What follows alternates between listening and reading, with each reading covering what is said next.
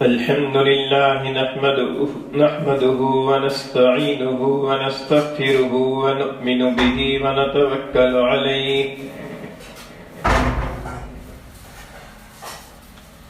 ونعوذ بالله من شرور أنفسنا ومن سيئات أعمالنا من يهده الله فلا مضل له ومن يضلله فلا هادي له ونشهد أن لا إله إلا الله وحده لا شريك له ونشهد أن سيدنا وسندنا وحبيبنا وحبيب ربنا ومولانا ونبينا محمدا عبده ورسوله وصلى الله تعالى عليه وعلى آله وأصحابه وبارك وسلم تسليما كثيرا كثيرا أما بعد فأعوذ بالله من الشيطان الرجيم بسم الله الرحمن الرحيم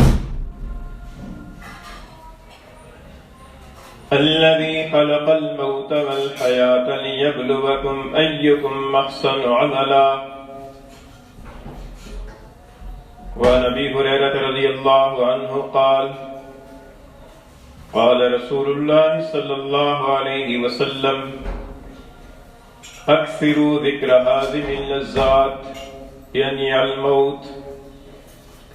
أو كما قال رسول الله صلى الله عليه وسلم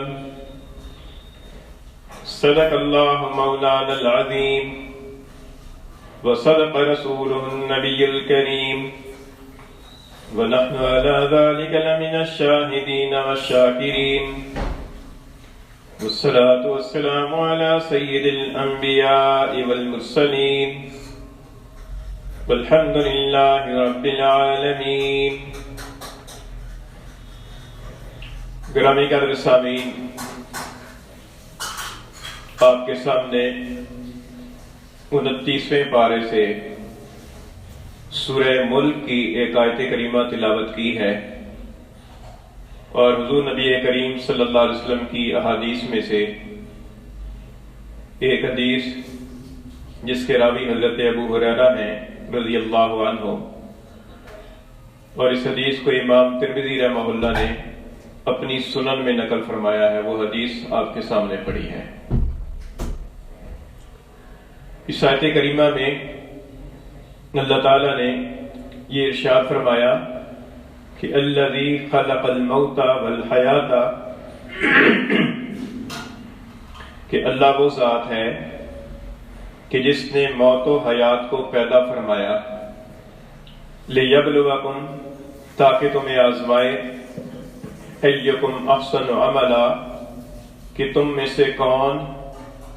اچھا عمل کرتا ہے۔ یہ آیت کریمہ کا ترجمہ ہے۔ اللہ تعالیٰ نے اس میں اپنی مخلوقات میں سے دو چیزوں کا ذکر فرمایا ہے، ایک موت کا اور دوسرے حیات کا۔ اللہ تعالیٰ کا ارشاد ہے کہ اللہ خالق کل شیء، کہ اللہ تعالیٰ ہر چیز کا پیدا کرنے والا ہے۔ اللہ تعالیٰ نے وہ چیزیں بھی پیدا فرمائی ہیں کہ جن کو ہم اپنی آنکھوں سے دیکھتے ہیں اور اپنے ہاتھوں سے چھو سکتے ہیں، جن کو ٹھوس چیز کہا جاتا ہے، جیسے نباتات، حیوانات، جمادات، کہ ان کو آدمی دیکھ بھی سکتا ہے اور ان کو آدمی ہاتھ بھی لگا سکتا ہے۔ اور اللہ تعالیٰ نے وہ چیزیں بھی پیدا فرمائی ہیں کہ جن کو انسان دیکھتا ہے لیکن ان کو ہاتھ نہیں لگا سکتا، جیسے اللہ تعالیٰ نے رات پیدا فرمائی، دن پیدا فرمایا، اور اسی طریقے سے سورج اور چاند پیدا فرمایا، ستارے پیدا فرمائے، بادل پیدا فرمائے۔ ان کو آدمی دیکھ سکتا ہے لیکن اس طریقے سے ہاتھ نہیں لگا سکتا۔ اور اللہ تعالیٰ نے انسان کی کیفیات کو بھی پیدا فرمایا، یعنی اللہ تعالیٰ نے صرف انسان کے وجود کو پیدا نہیں فرمایا بلکہ انسان کی کیفیات اور انسان کی مختلف حالتوں کو بھی پیدا فرمایا ہے۔ چنانچہ انسان کے اندر اللہ تعالیٰ نے حیات کی حالت پیدا فرمائی اور انسان کے اوپر اللہ تعالیٰ نے موت کی حالت بھی پیدا فرمائی، انسان کے اوپر اللہ تعالیٰ نے صحت کی حالت پیدا فرمائی، بیماری کی حالت پیدا فرمائی۔ انسان کے اندر اللہ تعالیٰ نے اس کے مزاج کے اندر حرارت اور شدت بھی پیدا فرمائی اور اس کے مزاج کے اندر نرمی اور ٹھنڈک بھی پیدا فرمائی۔ یہ اللہ تعالیٰ کی مختلف شانیں ہیں، تو اللہ تعالیٰ نے یہ چیزیں بھی پیدا فرمائی۔ تو اس آیت کریمہ میں اللہ تعالیٰ نے جو دو چیزوں کا ذکر فرمایا ہے کہ اللہ تعالیٰ نے ان چیزوں کو پیدا فرمایا ہے، تو وہ ایسی چیزیں نہیں ہیں کہ ان چیزوں کو آدمی ہاتھ لگا کر دیکھ سکے، چھو سکے یا ہاتھ میں پکڑ سکے یا اپنی گرفت میں لا سکے، لیکن اللہ تعالیٰ نے ان چیزوں کو بھی پیدا فرمایا۔ الذی خلق الموت والحیات، کہ اللہ تعالیٰ نے موت کو بھی پیدا فرمایا اور حیات کو بھی پیدا فرمایا۔ حیات کیا ہے؟ روح کے جسم کے اندر داخل ہونا، روح کا جسم کے ساتھ تعلق ہونا، یہ حیات ہے، اور اس روح کا جسم سے تعلق منقطع ہو جانا، یہ موت ہے۔ تو یہ بظاہر کوئی ایسی چیز نہیں ہے کہ جس کو آنکھوں سے آدمی دیکھ سکے یا ہاتھوں سے چھو سکے یا اپنی گرفت میں لے سکے، لیکن اللہ تعالیٰ قادر ہے، اللہ تعالیٰ قدرت والے ہیں، اللہ تعالیٰ نے اپنی قدرت سے یہ کیفیات بھی پیدا فرمائی۔ پھر آگے اللہ تعالیٰ نے ان دو کیفیات کے پیدا کرنے کی حکمت اور ان کی غرض و غایت ارشاد فرمائی۔ فرمایا کہ الذی خلق الموت والحیات، کہ اللہ تعالیٰ نے یہ موت اور حیات اس لیے پیدا فرمائی ہے لیبلوکم، تاکہ تمہیں آزمائے۔ اس سے یہ معلوم ہوتا ہے کہ یہ انسانوں کا دنیا میں آنا اور ایک خاص وقت گزارنے کے بعد پھر دنیا سے چلے جانا، دنیا میں آنے کو ولادت اور پیدائش کہا جاتا ہے اور دنیا سے چلے جانے کو موت اور انتقال کہا جاتا ہے۔ یہ صدیوں سے یہ سلسلہ جاری ہے اور جاری اور ساری ہے اور چلتا چلا جا رہا ہے یہ سلسلہ، کہ جو بھی دنیا میں آتا ہے ایک خاص وقت گزرنے کے بعد وہ موت سے دوچار ہوتا ہے اور اسے زیر زمین دفن کر دیا جاتا ہے۔ یہ صدیوں سے یہ سلسلہ چلا آ رہا ہے، کوئی اس سے مستثنا نہ ہوا، کسی پیغمبر کو استثناء نہ ملا، کسی بادشاہ کو استثناء نہ ملا، کسی طبیب کو استثناء نہ ملا، کسی امیر کو استثناء نہ ملا، کسی غریب کو استثناء نہ ملا، کسی صدر اور وزیر کو استثناء نہ ملا، ساری اس عالم سے دوچار ہے۔ اور یہ چیز ایسی ہے کہ جس کے اوپر کسی انسان کی کوئی گرفت نہیں ہے، بلکہ سارے انسان مل کر بھی اس کو اپنی گرفت میں نہیں لا سکتے۔ اللہ تعالیٰ کا حکم ہے، امر ربی ہے۔ وَيَسْأَلُونَكَ عَنِ الرُّوحِ، آپ سے روح کے بارے میں سوال کرتے ہیں، قُلِ الرُّوحُ مِنْ أَمْرِ رَبِّي، آپ فرمائیے کہ روح تو میرے رب کا حکم ہے، امر ربی ہے۔ امر ربی کو کون روک سکے؟ امر ربی جو ہے نا وہ ساری کائنات کی پر نافذ ہے، اور ہماری زمین اور ہمارا جسم تو بہت معمولی سی چیز ہے۔ پوری کائنات میں ہماری زمین کا آپ سمجھے کہ تناسب اتنا ہے کہ جیسے بہت بڑا کوئی میدان ہو اور اس کے اندر ایک چھوٹا سا کوئی دانہ کسی نباتات کا، کسی بادرے کا، کسی جوار کا کوئی چھوٹا سا دانہ رکھا ہوا ہو، تو ہماری اس زمین کی حیثیت پوری کائنات کے مقابلے کے اندر یہ ہے۔ پھر زمین کے اندر بھی انسان کی جو کیفیت اور حیثیت ہے وہ بہت ہی کم ہے۔ پوری زمین کا اور انسان کا جسم کا، انسان کا جسم تو بہت چھوٹا ہے۔ تو اللہ تعالیٰ کا جو فیصلہ ہے اس فیصلے کے اوپر پوری کائنات کے اوپر اللہ کا فیصلہ نافذ ہوتا ہے، اور کوئی اللہ کے فیصلے کو نافذ ہونے سے روک نہیں سکتا۔ تو یہ بھی اللہ تعالیٰ کا فیصلہ ہے، امر ربی ہے، کہ انسان کے جسم میں سے روح نکل جاتی ہے اور انسان کے جسم کے اوپر موت طاری ہو جاتی ہے۔ تو اللہ تعالیٰ فرماتے ہیں کہ یہ موت اور حیات کا جو سلسلہ صدیوں سے چلا آ رہا ہے اور جس کے اوپر کسی کی گرفت نہیں ہو سکتی، یہ آخر ہے کیا؟ یہ کیوں پیدا کیا گیا یہ سلسلہ،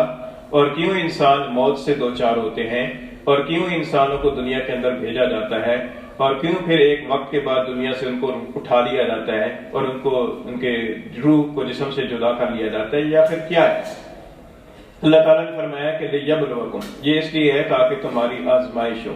تمہیں آزمایا جائے۔ اللہ تعالیٰ کو آزمانے کی ضرورت تو نہ تھی، کیونکہ اللہ تعالیٰ تو ہم سے زیادہ ہم سے واقف ہیں۔ نحن اقرب الیہ من حبل الورید، کہ ہم تو اے بندے تیری شاہ رگ سے بھی زیادہ قریب ہیں، یعنی اللہ تعالیٰ نے ہمیں پیدا فرمایا ہے، اللہ تعالیٰ کو ہماری ساری چیزوں کا ہمارے دنیا میں آنے سے پہلے سے پتہ ہے کہ انسان دنیا کے اندر یہ جائے گا تو دنیا کے اندر جانے کے بعد کیا کیا کرے گا، اللہ تعالیٰ کو پہلے سے علم ہے۔ اور اسی علم کے مطابق حدیث میں آتا ہے کہ بچہ ابھی ماں کے پیٹ میں ہوتا ہے کہ اس کے بارے میں اس کی تقدیر اور اس کے اہم امور جو ہے وہ لکھ دیے جاتے ہیں، اور یہ طے کر دیا جاتا ہے کہ یہ کام دنیا کے اندر کرے گا، اتنی روزی کھائے گا، اتنی عمر اس کی ہوگی، اتنے دن جیے گا، اور اتنے جو ہے نا اس کے اعمال ایسے ہوں گے، اور اس کا آخری ٹھکانہ ایسا ہوگا، یہ مرنے کے بعد فلاں زمین کے حصے میں دفن ہوگا، اس کی موت اس طریقے سے آئے گی، اس وقت پر آئے گی، اور فلاں جگہ پر آئے گی۔ یہ سب کچھ اللہ تعالیٰ کے علم کے مطابق پہلے سے تحریر شدہ ہے، تقدیر ہے۔ لیکن اس کے باوجود اللہ تعالیٰ نے انسان کو دنیا کے اندر بھیجا، اور دنیا کے اندر انسان کی پر مختلف حالات طاری فرمائے، اور ان حالات کے طاری فرمانے سے مقصود یہ ہے کہ انسان کے اندر جو اللہ تعالیٰ نے جوہر رکھے ہیں، جو صلاحیتیں رکھی ہیں، وہ صلاحیتیں دنیا کے اندر ظاہر ہوں، اس کی پر مختلف کیفیات طاری ہوں، اور ان کیفیات کے نتیجے کے اندر کی جو صلاحیتیں ہیں، جو اندر کے جوہر ہیں، وہ کھل کر سامنے جائیں۔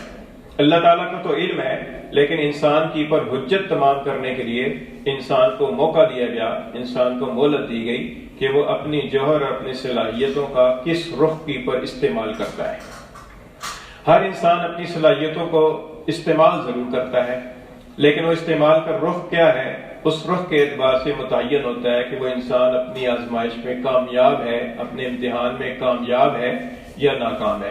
چنانچہ اللہ تعالیٰ نے فرمایا کہ یا ایھا الانسان انک کادح الی ربک قدحا فملاقیہ، کہ انسان بے شک تو مشقت اٹھا کر جی رہا ہے اور ایک دن اپنے رب سے ملاقات کرے گا۔ تو انسان دنیا میں آیا ہے تو دنیا میں آنے کے بعد اس نے کچھ نہ کچھ تو کرنا ہے۔ اب وہ کیا کرتا ہے، وہ کس رخ کی پر اپنی محنت صرف کرتا ہے، اپنی صلاحیت کن کاموں پہ لگاتا ہے، اپنے اوقات کن کاموں پہ لگاتا ہے، اپنی محنت کا میدان کس چیز کو بناتا ہے، اور اس کے اندر جذبہ کیا ہے کہ وہ کیا چیز معاشرے کے اندر دینا چاہتا ہے، اس کے مطابق اس کا فیصلہ ہوگا کہ وہ انسان کامیاب ہے یا ناکام ہے۔ اور یہی دراصل انسان کی آزمائش ہے، لِیَبْلُوَکُمْ، تاکہ اللہ تعالیٰ تمہیں آزمائے۔ یہ آزمائش کیوں ضروری ہے؟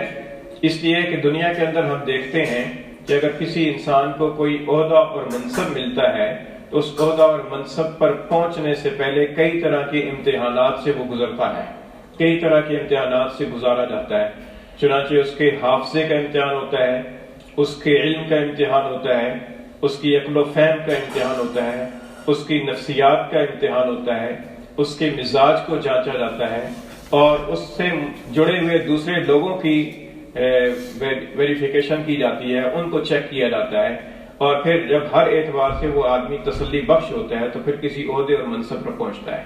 تو یہ دنیا کے جو عارضی عہدے اور منصب ہیں کہ جن کی کوئی لمٹ ہمیں پتہ نہیں ہے، اور جن کے اختیارات بہت محدود اور تھوڑے وقت کے لیے ہیں، جب یہ اس منصب پر پہنچنے کے لیے کئی طرح کے امتحانات سے گزر کر آدمی پہنچتا ہے، اور جو امتحانات میں سے نہ گزرے وہ اس منصب کا اہل نہیں شمار ہوتا اور اس منصب تک نہیں پہنچ سکتا۔ اسی طریقے سے اللہ تعالیٰ کی محبت اور اللہ تعالیٰ کے ہاں ولایت اور اللہ تعالیٰ کے ہاں جو بلند مقام ہے، اس بلند مقام کو حاصل کرنے کے لیے یہ ضروری ہے کہ اللہ تعالیٰ کی طرف سے انسان کو آزمائش کی بھٹی میں ڈالا جائے۔ اور پھر جب انسان کی آزمائشیں ہوتی ہیں، مختلف طرح کے حالات انسان پر آتے ہیں، کبھی صحت ہے، کبھی بیماری ہے، کبھی غربت ہے، کبھی دولت ہے، کبھی اختیار ہے، کبھی بے بسی ہے، کبھی جو ہے نا وہ طاقت ہے، کبھی کمزوری ہے، کبھی جوانی ہے، کبھی بڑھاپا ہے، اور کبھی جو ہے نا انسان کی اوپر غصے کی کیفیت ہے اور کبھی وہ نارمل حالت میں ہے، کبھی انسان کی اوپر کوئی جنسی تقاضا سوار ہے اور کبھی وہ نارمل حالت میں ہے، اور وہ ان حالات کے اعتبار سے پھر اللہ تعالیٰ کی طرف سے آزمائش ہوتی ہے کہ یہ کس موقع پر اپنی کس صلاحیت کو کس رخ کی پر استعمال کرتا ہے، اور اس کے اعتبار سے پھر اللہ تعالیٰ کے ہاں اس کا مقام اور اس کے نمبر طے ہوتے رہتے ہیں۔ اب یہ جو نتیجہ ہے، وہ نتیجہ کیا طے ہو رہا ہے، یا نتیجہ ہمارے سلسلے میں کس طریقے سے وہ ترتیب پا رہا ہے، وہ تو ہمارے علم میں نہیں ہے، وہ ہماری آنکھوں سے ہو جائے۔ دنیا کے اندر بھی نتائج امتحان دینے والوں کے سامنے کب ہوتے ہیں؟ دنیا کے اندر بھی امتحانات دیے جاتے ہیں، تو جب تک امتحان کے پیریڈ سے انسان گزر رہا ہوتا ہے، اس سے کب یہ پتہ ہوتا ہے کہ میرا نتیجہ کیا مرتب ہوگا۔ اور میرا نتیجہ کیا ترتیب پا رہا ہے، وہ خفیہ رکھا جاتا ہے. اور پھر جب وہ امتحان کی مرحلے سے گزر جاتا ہے اور پھر اس منصب کی پر پہنچنے کا مرحلہ آتا ہے، انعام دینے کا مرحلہ آتا ہے، پھر اس کا نتیجہ اس کے سامنے کیا جاتا ہے. تو اسی طریقے سے انسان جب انسان کی زندگی گزر رہی ہے، صبح ہوتی ہے، شام ہوتی ہے، عمر یوں ہی تمام ہوتی ہے، صبح ہو جاتی ہے، پھر شام ہو جاتی ہے، پھر صبح ہو جاتی ہے، پھر شام ہو جاتی ہے. یہ اس طریقے سے کر کے ہماری زندگی کے کتنے سال بیت گئے، کتنے سال ہماری عمر کی گزر گئے. اور ان گزشتہ زمانے کے اندر ہماری نہ جانے کن اعتبار سے کن مواقع پر کیسی آزمائشیں ہو چکی ہیں، اور ان آزمائشوں کے اندر ہمارے نمبر کتنے بنے ہیں اور ہمارا مقام کیا طے ہوا ہے، یہ اللہ ہی کو معلوم ہے کہ کس آدمی کو کس مرحلے پر کتنی کامیابی ملی ہے. اور یہ امتحان کا سلسلہ جب تک انسان کی جان میں جان ہے، یہ امتحان کا سلسلہ جاری ہے. اور یہ امتحان ایسا ہے کہ انسان کو ہر وقت چوکنا رہنا پڑتا ہے. کسی بھی وقت میں انسان کی پر کوئی بھی حالت طاری کر کے اس کو چیک کر لیا جاتا ہے کہ یہ انسان صبر میں کتنا ہے اور تحمل اور برداشت میں کیسا ہے، اور یہ انسان شکر گزار کتنا ہے، ناشکرہ کتنا ہے، اور اس انسان کے دوسروں کے ساتھ تعلقات کس غرض کی پر مبنی ہے، مفاد پرستی کی پر مبنی ہے یا اخلاص پر مبنی ہے، للہیت پر مبنی ہے یا نفسانیت پر مبنی ہے، اور یہ کس آدمی کے ساتھ کس موقع پر کیا طرز عمل اور سلوک کرتا ہے. وہ ساری چیزیں جو ہے نا وہ ریکارڈ بھی بن رہی ہیں اور ان کے مرحلہ وار اس کے نتائج بھی مرتب ہو رہے ہیں. اور اسی نتائج کو قرآن اور حدیث کی اصطلاح میں اعمال نامہ کہا جاتا ہے، جس کو قیامت کے دن جو ہے نا وہ انسان کے سامنے کھول دیا جائے گا. اللہ تعالیٰ فرماتے ہیں کہ وَكُلَّ إِنسَانٍ أَلْزَمْنَاهُ طَائِرَهُ فِي عُنُقِهِ وَنُخْرِجُ لَهُ يَوْمَ الْقِيَامَةِ كِتَابًا مَنشُورًا. فرمایا کہ یہ ہر انسان کا جو نامہ اعمال ہے وہ ہم نے اس کی گردن کا ہار بنایا ہوا ہے، اس کی گردن کا توق بنا رکھا ہے. یہ ایسی سمجھ لیں کہ جیسے انسان کے جسم کے اندر کوئی چپ جو ہے نا وہ کر دی جائے، انجیکٹ کر دی جائے، اور انسان جہاں بھی جائے اور جو کچھ بھی کرے وہ سارا اس کے اندر ڈیٹا اکٹھا ہوتا رہے، اور پھر وہ ایک کسی ڈیوائس کے اندر اس کو ڈال کر تو اس کو ایسا کر دیا جائے کہ وہ ایک کھلی کتاب بن جائے، اور اس کے اندر انسان کی ساری جو ویڈیوز آڈیوز ہیں، اور انسان کی جتنی آواز ہے اور انسان کی جتنی حرکات ہیں، حرکات و سکنات ہیں، اور اس کے آواز ہیں، اور اس کا لب و لہجہ ہے، اور اس کا جو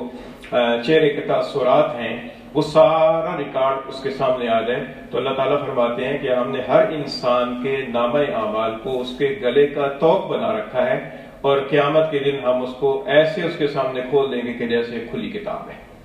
تو اس کے اندر انسان کے اعمال کا ریکارڈ اور اس کے نتائج مرتب ہو رہے ہیں.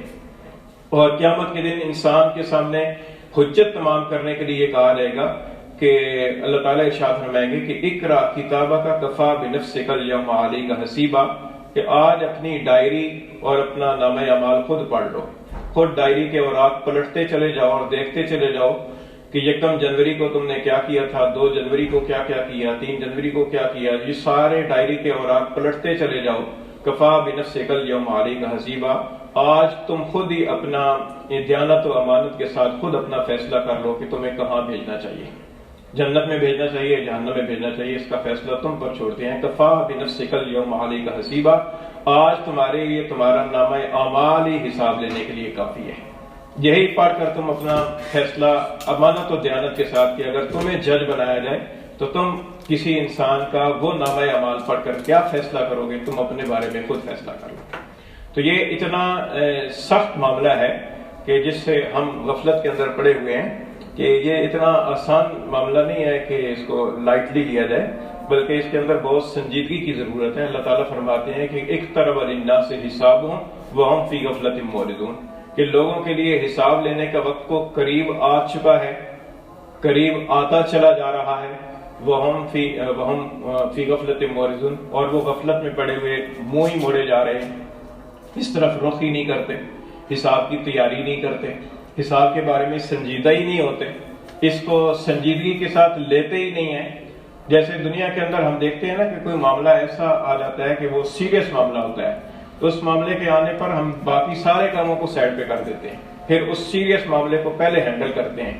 اسی طریقے سے انسان جو ہے نا یہ آخرت کا جو معاملہ ہے، حساب کتاب کا معاملہ ہے، یہ اتنا اچانک ہے کہ کسی وقت بھی انسان کی روح نکل سکتی ہے، لیکن اس معاملے کو ہم سیریس نہیں لیتے، اس کو ہم سنجیدگی کے ساتھ نہیں لیتے۔ اس کے بارے میں ہمارا تصور اور ہمارا خیال اچھا وہ دیکھا جائے گا، فی الحال یہ کام تو کر لینا، دنیا کا یہ کام نمٹا لیں، دیکھا جائے گا، وہ بھی دیکھا جائے گا۔ تو یہ ایسا نہیں ہے کہ انسان اس کو ایسی چھوڑ دے اور انسان کو جو ہے نا وہ آخرت کے اندر انسان کامیابی اس کے حصے میں آ جائے۔ ظاہر ہے کہ اس کے لیے بہت انسان کو جدوجہد کرنی پڑے گی۔ تو یہ اللہ تعالیٰ نے فرمایا کہ ہم نے موت اور حیات کا سلسلہ اس لیے پیدا فرمایا لیبلوکم، تاکہ ہم تمہیں آزمائیں، اور آزمائش کے اندر کیا دیکھنا ہے؟ اللہ تعالیٰ نے فرمایا کہ ایکم احسن عملا، یہ دیکھنا ہے کہ کون اچھے عمل کرتا ہے، یہ اللہ تعالیٰ نے دیکھنا ہے۔ یہاں پر یہ نہیں فرمایا کہ کون نمازیں زیادہ پڑھتا ہے، کون روزے زیادہ رکھتا ہے، کون صدقہ خیرات زیادہ کرتا ہے، کون تلاوت زیادہ کرتا ہے، کون حج عمرے زیادہ کرتا ہے، کون سچ کتنا بولتا ہے، کون کتنا جھوٹ بولتا ہے، کون کتنی امانت و دیانت۔ یہاں فرمایا کہ حسن عمل دیکھا جائے گا، اور حسن عمل ایک اتنا جامع قسم کا لفظ ہے کہ اس کے اندر انسان زندگی گزارنے کے جتنے اعمال ہیں، جتنے کام ہیں، ان سارے کاموں کو احسن طریقے پر اگر وہ انجام دیتا ہے، اور احسن طریقہ وہی ہوگا کہ جو اللہ اور اللہ کے رسول کا فرمایا ہوا ہو، تو فرمایا کہ وہ حسن عمل کے مطابق انجام دے گا۔ یہاں یہ نہیں فرمایا کہ اکثر عملہ، کہ کون زیادہ عمل کرتا ہے، یہ نہیں فرمایا، بلکہ یہ فرمایا کہ کون اچھے عمل کرتا ہے۔ اسی وجہ سے حدیث میں آتا ہے کہ طوبی لمن طال عمرہ وحسن عملہ، کہ خوشخبری ہے اس شخص کے لیے کہ جس کی عمر لمبی ہو اور اس کے عمل اچھے ہوں، کیونکہ اسے لمبی عمر میں زیادہ تعداد میں اچھے اعمال کرنے کا موقع ملا۔ لیکن وہاں پر بھی کثرت عمل نہیں فرمایا، بلکہ یہ فرمایا کہ حسن عمل اس کو نصیب ہو جائے۔ تو اس لیے اس دنیا کی اس عارضی زندگی کے اندر یہ موت و حیات کا جو سلسلہ ہے، یہ ایک روٹین کا سلسلہ سمجھ کر ہمیں نظر انداز نہیں کرنا چاہیے، بلکہ دوسرے کسی کا انتقال ہو تو زندہ لوگوں کو عبرت حاصل کرنی چاہیے کہ اس کا تو یہ مہلت کا وقت ختم ہو چکا، لیکن مجھے اللہ تعالیٰ نے مزید کچھ دنوں کی مہلت دے رکھی ہے، تو مجھے سمجھ جانا چاہیے۔ تو اس اعتبار سے یہ آیت کریمہ میں اللہ تعالیٰ نے فرمایا کہ اللہ تعالیٰ ہمیں اس آزمائش کے اندر کامیابی عطا فرمائے، اور اللہ تعالیٰ ہمیں عمل کی توفیق عطا فرمائے۔